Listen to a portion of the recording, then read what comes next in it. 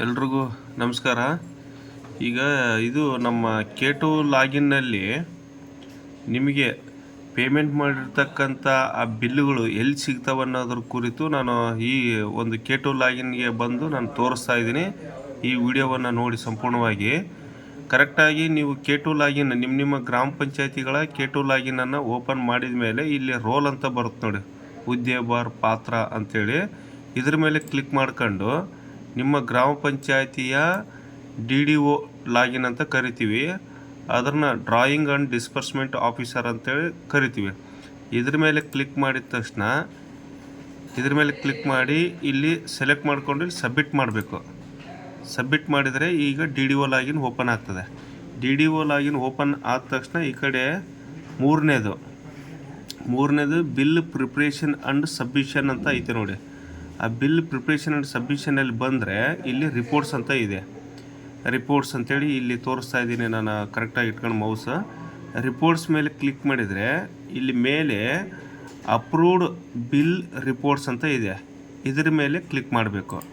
ಇದ್ರ ಮೇಲೆ ಕ್ಲಿಕ್ ಮಾಡಿದರೆ ನೀವು ಯಾವ ವರ್ಷದಲ್ಲಿ ಪೇಮೆಂಟನ್ನು ಮಾಡಿರ್ತೀರಿ ಆ ಇಯರನ್ನು, ಫೈನಾನ್ಷಿಯಲ್ ಇಯರನ್ನು ಸೆಲೆಕ್ಟ್ ಮಾಡ್ಕೋಬೇಕು.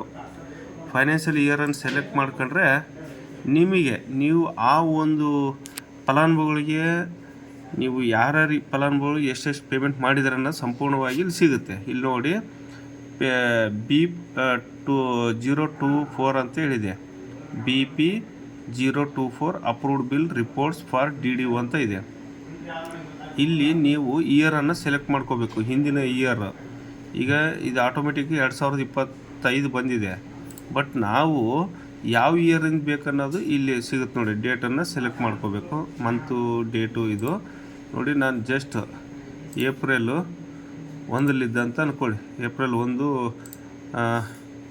2024 ಅಂತ ಅಂದ್ಕೊಳ್ಳಿ. ಓಕೆ, ಈ ಫೈನಾನ್ಷಿಯಲ್ ಇಯರ್ನಲ್ಲಿ ಇದು 2 ಡೇಟು, ಇದು ಮೇಲೆದು ಫ್ರಮ್ಮು, ಇದು ಕೆಳಗಿಂದು 2 ಡೇಟು. ಇದು ತೊಗೊಂಡು ಕೆಳಗಡೆ ಸಬ್ಮಿಟ್ ಅಂತ ಇದೆ ನೋಡಿ. ಇಲ್ಲಿ ಆ ಸಬ್ಮಿಟ್ ಎಲ್ಲ ಅಪ್ಲೈ ಅಂತ ಇದೆ. ಅಪ್ಲೈ ಮೇಲೆ ಕ್ಲಿಕ್ ಮಾಡಬೇಕು. ಅಪ್ಲೈ ಮೇಲೆ ಕ್ಲಿಕ್ ಮಾಡಿದರೆ ಇಲ್ಲಿ ನಿಮಗೆ ಬಿಲ್ಲುಗಳು ಓಪನ್ ಆಗ್ತವೆ. ಇನ್ನು ನೀವು ಯಾರಿಗಾದರೂ ಪೇಮೆಂಟು ಒಂದೊಂದು ಸರಿ ನಿಮಗೆ ಪೇಮೆಂಟ್ ಬಂದಿಲ್ಲ ಅಂತೇಳಿ ಏನು ಹೇಳ್ತಿರ್ತಾರಲ್ಲ, ಆ ಫಲಾನುಭವಿಗಳ ಸಹಿತ ಇಲ್ಲೇ ನೋಡ್ಕೋಬೋದು ನೀವು. RBI ನಂಬರ್ ಅಂತ ಬಿದ್ದಿರುತ್ತೆ. RBI ನಂಬರ್ ಅಂತ ಆ ಫಲಾನುಭವಿಗಳ ಮುಂದೆ ಬಂದಿದ್ದರೆ ಅವ್ರಿಗೆ ಅಕೌಂಟಿಗೆ ಅಮೌಂಟ್ ಬಂದಿದೆ ಅಂತ ಲೆಕ್ಕ. ಇಲ್ಲಿ ನೋಡಿ, ಬಿಲ್ಲುಗಳು ಓಪನ್ ಆಗಿದೆ, ಇಲ್ಲಿ ಬಂದಿದೆ. ನಂಬರ್ ಆಫ್ ಬಿಲ್ಸು 30 ಇದ್ದಾವೆ, ಮತ್ತು ಇನ್ನೊಂದು 31 ಟೋಟಲ್ ನಂಬರ್ ಆಫ್ ಬಿಲ್ಸು. ಇದರಲ್ಲಿ ಮತ್ತೆ ಇದ್ರ ಮೇಲೆ ಕ್ಲಿಕ್ ಮಾಡ್ಕೊಂಡ್ರೆ ನಿಮಗೆ ಫಲಾನುಭವಿಗಳು ಅಲ್ಲಿ ಸಿಗ್ತವೆ. ಮತ್ತು ಇಲ್ಲಿ ಮುಖ್ಯವಾಗಿ ನಾವು 2024-25ನೇ ಸಾಲಿನ ಒಂದು UC ಮಾಡಲಿಕ್ಕೆ ನೀವು ಆ ವರ್ಷದಲ್ಲಿ ನಿಮ್ದು ಯಾವ ಫಲಾನುಭವಿ ಎಷ್ಟೆಷ್ಟು ಖರ್ಚಾಗಿದೆ ಅನ್ನೋದು ನೀವು ತೋರಿಸ್ಬೇಕಾಗುತ್ತಲ್ಲ. ನಿಮಗೆ ನಾವೇನು ಹೇಳಿದ್ದೀವಿ, ಟೋಕನ್ ನಂಬರು ಮತ್ತು ಟ್ರಾನ್ಸಾಕ್ಷನ್ ಡೇಟು ಕೇಳ್ತಾ ಇದ್ದೀವಿ. ಟೋಕನ್ ನಂಬರು, ಟ್ರಾನ್ಸಾಕ್ಷನ್ ಡೇಟು ಎಲ್ಲಿ ಸಿಗುತ್ತೆ ಅನ್ನೋದು ಇಲ್ಲಿ ನೋಡಿ. ಯಾವುದಾದ್ರು ಒಂದು ಇಲ್ಲಿ ಈಗ ಈ ಒಂದು ಟೋಕನ್ ನಂಬರ್ಗೆ ಎಷ್ಟು ಟೋಟಲ್ಲು 3,26,700 ಇಷ್ಟು ಮಾಡಿರಿ ಅಂತ ಅಂದ್ಕೊಳ್ಳಿ ಪೇಮೆಂಟು. ಇಲ್ಲಿ ನಿಮಗೆ ಯಾವ ಫಲಾನುಭವಿಗಳು ಮಾಡಿದ್ದಾರೆ ಅಂತೇಳಿ ಇಲ್ಲಿ ಓಪನ್ ಮಾಡಿದರೆ ಗೊತ್ತಾಗುತ್ತೆ.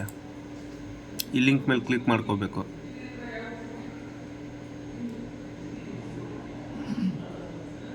ನೋಡಿ, ಟೋಟಲ್ ಇದಾ. ಈ ಟೋಟಲ್ ಇದರಲ್ಲಿ ನಮ್ಗೆ ಏನಾದರೂ ಬೈ ಮಿಸ್ ಬೇರೆ ನಾವು ಇದೇ ಒಂದು ಇದರಲ್ಲಿ ನಾವು ಸಮುದಾಯ ಶೌಚಾಲಯಗಳು ಪೇಮೆಂಟ್ ಮಾಡಿರ್ತೀವಿ, ಮತ್ತು ಬೂದು ನೀರು ನಿರ್ವಹಣೆ ಗ್ರೇ ವಾಟರ್ ಸಂಬಂಧಪಟ್ಟಂಗೂ ಪೇಮೆಂಟ್ ಮಾಡಿರ್ತೀವಿ, ಮತ್ತು ಸಾಲಿಡ್ ವೇಸ್ಟ್ ಘನತ್ಯಾಜ್ಯ ಸಂಬಂಧಪಟ್ಟಂಗೂ ಪೇಮೆಂಟ್ ಮಾಡಿದ್ವಿ. ಇದರಲ್ಲಿ ಬಿಲ್ಗಳು ಇರ್ತವೆ. ಬಟ್ ನಿಮಗೆ ಆ ವರ್ಷದಲ್ಲಿ ರಿಲೀಸ್ ಆಗಿರ್ತಕ್ಕಂಥ ಅಮೌಂಟಿಗೆ ನೀವು ಟ್ಯಾಲಿ ಮಾಡ್ಕೊಂಡು ಅದೇ ಅಮೌಂಟಿನ ಅಂತೇಳಿ ನೀವು ಒಂದು ಫಲಾನುಭವಿವಾರು ನೀವು ತೆಗೆದಿಟ್ಕೋಬೇಕು. ಯಾಕಂದರೆ SC ST ಜನರಲ್ ಅಂತೇಳಿ ಈಗ 1 ಲಕ್ಷ ರಿಲೀಸ್ ಮಾಡಿರ್ತಾರೆ ಅಂತ ಅಂದ್ಕೊಳ್ಳಿ ಸ್ಟೇಟ್ ಆಫೀಸಿಂದ. ನೀವು 1 ಲಕ್ಷಕ್ಕೆ K2 ಬಿಲ್ಗಳು K2 ಬಿಲ್ಗಳು ನೀವು ಒಂದು 3 ಸರಿ 4 ಸರಿ ಮಾಡಿರ್ಬೋದು 1 ಲಕ್ಷ ಅಮೌಂಟನ್ನು. ಆ 4 ಬಿಲ್ಗಳಿಗೆ 4 ಟೋಕನ್ ನಂಬರ್ಗಳು ಇರ್ತವೆ. ಆ 4 token number plus transaction date ಇಲ್ಲಿ ಕಾಣುತ್ತೆ ನೋಡಿ. ಓಕೆ, ಇಲ್ಲಿ ಟೋಕನ್ ನಂಬರು ಮೇಲೆ ಇದೆ, ಮೇಲೆ ಟೋಕನ್ ನಂಬರ್ ಕಾಣಿಸುತ್ತೆ. ಕೆಳಗಡೆ ನೀವು ಟ್ರಾನ್ಸಾಕ್ಷನ್ ಡೇಟ್ಸ್ ಐತಿ, ಇಲ್ಲೇ ಕೆಳಗಡೆ ಇದೆ ನೋಡಿ, ಪೇಮೆಂಟ್ ಡೇಟ್ ಇದೆ. Okay, payment date. ಓಕೆ, ಇದು ನಿಮಗೆ ನೀವು ಹಾಕಬೇಕಾಗಿರೋದು ಆ ಎಕ್ಸೆಲ್ ಶೀಟ್ನಲ್ಲಿ SC ST ಜನರಲ್ ಈ ಮೂರದಕ್ಕೂ ಒಂದೇ ಕಾಲಮ್ನಲ್ಲಿ. ಅಂದರೆ ಯಾವುದೋ 1 ಲಕ್ಷಕ್ಕೆ ಜನರಲ್ದವ್ರು ಪೇಮೆಂಟ್ ಮಾಡಿದರೆ 3 ಟೋಕನ್ಗಳು ಕ್ರಿಯೇಟ್ ಮಾಡಿದರೆ 3 ಟೋಕನ್ ನಂಬರು ಟ್ರಾನ್ಸಾಕ್ಷನ್ ಡೇಟು ಒಂದೇ ಕಾಲಮ್ನಲ್ಲಿ ಹಾಕಬೇಕು.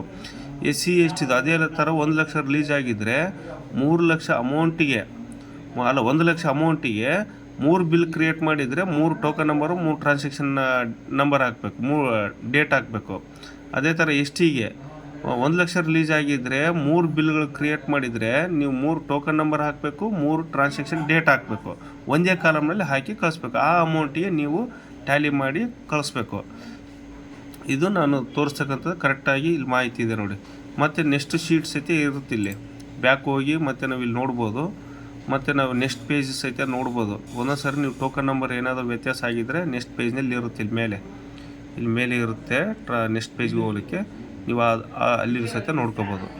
ಓಕೆ, ಇಲ್ಲಿ ನೋಡಿ 10 ಬಿಲ್ಗಳು ಇದ್ದಾವೆ. ಇಲ್ಲಿ ಏನಾದರೂ ಇನ್ನು ಎಷ್ಟು ಬಿಲ್ ಇದ್ದಾವೆ? 4 ತನಕ ಇದೆ ನೋಡಿ ಬಿಲ್ಗಳು. ಇಲ್ಲಿಗೆ ಯಾರೋ ಮಾರ್ಕ್ ಇಲ್ಲಿದೆ. ನೀವು ಕ್ಲಿಕ್ ಮಾಡಿದರೆ ಗೊತ್ತಾಗುತ್ತೆ ನೋಡಿ, ಬಂತು. ಓಕೆ ನೋಡಿ 4ನೇದು. ಓಕೆ, ಈ ಥರ ಪ್ರತಿಯೊಬ್ಬರು ನೀವು ಚೆಕ್ ಮಾಡಿ ಈ 2024-25ನೇ ಸಾಲಿನ UC ಮಾಡಲಿಕ್ಕೆ ನೀವು ಪೇಮೆಂಟ್ ಟೋಕನ್ ನಂಬರು ಮತ್ತು ಟ್ರಾನ್ಸಾಕ್ಷನ್ ಡೇಟನ್ನು ಹಾಕಿ ನೀವು ಕಳಿಸ್ಬೇಕು. ಮತ್ತು ನೀವು ಹಾಕಿ ಕಳಿಸಿದ ಮೇಲೆ ಆ ಪ್ರಿಂಟ್ ತೆಗೆದು ಅದಕ್ಕೆ PDO ಅವರು ಸೈನ್ ಸೀಲ್ ಹಾಕಿ ಕಳಿಸ್ಬೇಕಾಗ್ತದೆ. ಇಂಡಿವಿಜುವಲ್ ನಿಮ್ಮ ಗ್ರಾಮ ಪಂಚಾಯತ್ಗಳ ಮಾಹಿತಿಯನ್ನು ಹಾಕಿ ಕಳಿಸ್ಬೇಕು. ಓಕೆ, ಇದು K2 ಲಾಗಿನ್ನಲ್ಲಿ ಬಿಲ್ಗಳನ್ನು ನೀವು ಪೇಮೆಂಟ್ ಮಾಡಿರ್ತಕ್ಕಂಥ ಬಿಲ್ಗಳನ್ನು ನೋಡೋದು ಹೇಗೆ ಮತ್ತು ಫಲಾನುಭವಿಗೆ ಅಮೌಂಟ್ ಬಂದಿದೆಯಲ್ಲ ಅಂತೇಳಿ ನೋಡೋದು ಹೇಗೆ ಅನ್ನೋದು ಕುರಿತು ನಾನು ಈ ವಿಡಿಯೋದಲ್ಲಿ ಹೇಳಿದ್ದೀನಿ. Thank you.